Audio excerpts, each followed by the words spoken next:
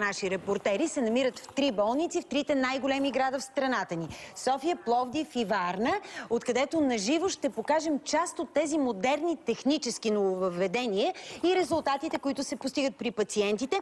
Лили, Ина и Ани, здравейте! Здравейте, момичета! Казвайте къде се намирате, представете ни събеседниците си. Лили, да започнем с теб.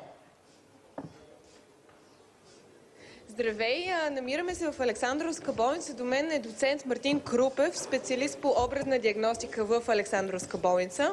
С него сме в сградата по образна диагностика, където буквално само от няколко дни работи най-модерният ядрено-магнитен резонанс, който за първи път всъщност има такъв в държавна болница у нас и който също така е доставен по програма за регионално развитие.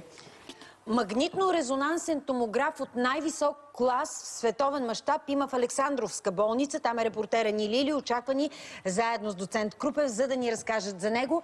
Лили, към вас здравейте! Здравей, Гала, отново.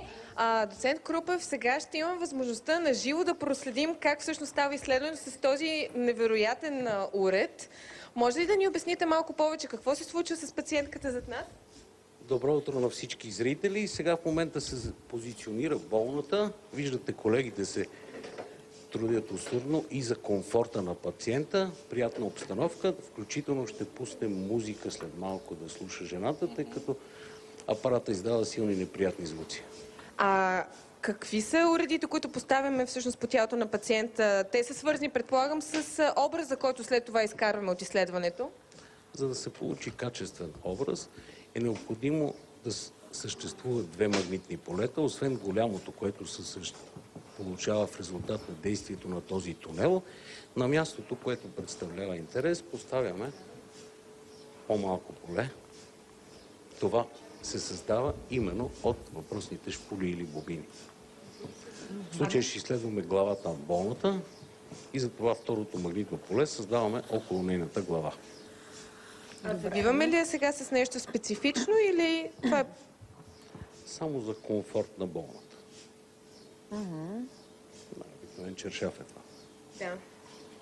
Добре, предлагам сега тогава да се преместим към командната зала, където всъщност ще можем да проследим и изследванията, които ще... Заповядайте оттатък. Направо космически изглежда апарата. Всъщност тези изследвания, те са предварително подготвени, защото доколкото аз разбрах, отнема малко повече време да се обработят резултатите, така ли е? Да, в момента се намирате на едно уникално място под покрива на тази сграда. Е единственото място у нас,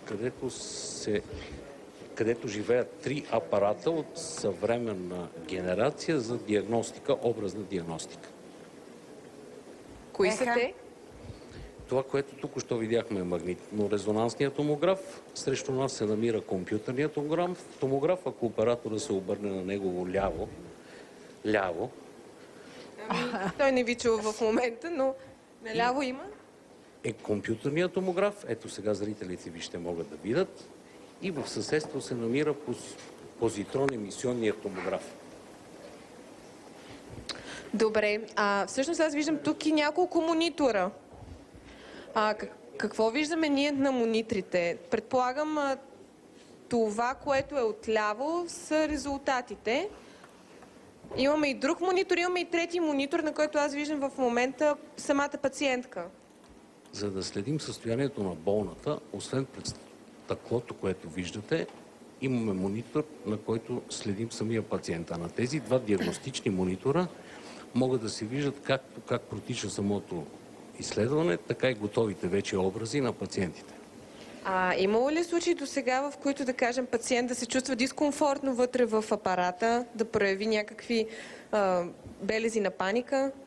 Вероятно не видяхте, когато позиционирахме болната, в лявата й ръка беше дадена една тромба, която да натисне, ако получи, не дай си Боже, някакъв дискомфорт и ние да реагираме своевременно. Доцент Крупев, колко време ще продължи това изследване? Така на монитора.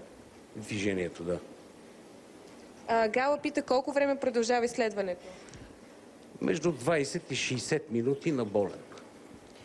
За мен е интересно, Лили, не ме чува ли доцент Крупев? И от специфични други неща. Аз искам да за знам... съжаление, Гала, нямаме връзка с Добре, тебе. ти ще предадеш въпроса ми. Какви са предимствата на ядрено-магнитния резонанс и всеки човек ли може да се подложи на това изследване? Предимствата в сравнение с различните други методи, подобни ехографии, скенери. Доцент Крупев, Гала пита всъщност какви са предимствата на изследванията с ядрено-магнитен резонанс и всеки човек ли може да се подложи на такъв вид изследване? Голямото предимство е, че методът е абсолютно безвреден, тъй като не ползва източници на ионизираща радиация. Т.е. всички болни биха могли, независимо от заболяванията и възрастта им, да бъдат подлагани на подобен род изследване. Нещо повече, случва се дори да гледаме бременни жени с цел диагностика в корема на плода. Това е впечатляващо. Как диагностика на плода? След първия триместър на бременността.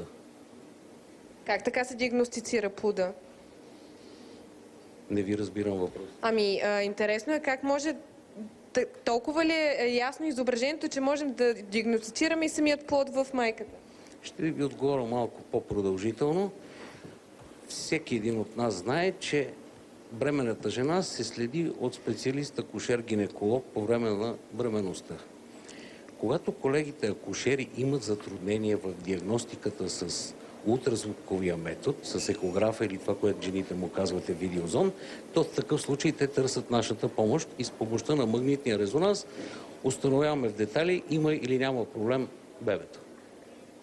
Пак за предимствата искам точно защото доцент Крупев... Сега, например, ако... Лили, извинявай за предимствата, точно защото доцент Крупев сравни с ехографията. Предимствата пред ехографията и пред скенера на ядрено-магнитния резонанс какви са? Предимствата пред ехографията и скенера, да. Слава Богу. Голямото предимство, което изтъкнах преди малко, е, че не се ползва ионизираща радиация. Т.е. няма вредност. По-детайлно бихме могли да изобразяваме всички структури на главния и гръбначния мозък, например, в сравнение с компютърния томограф. И много по-добре, отколкото на ултразвук. При какви случаи само последно? При вътрешния... Има някаква метална става по себе си. Това не представлява ли проблем за изследването?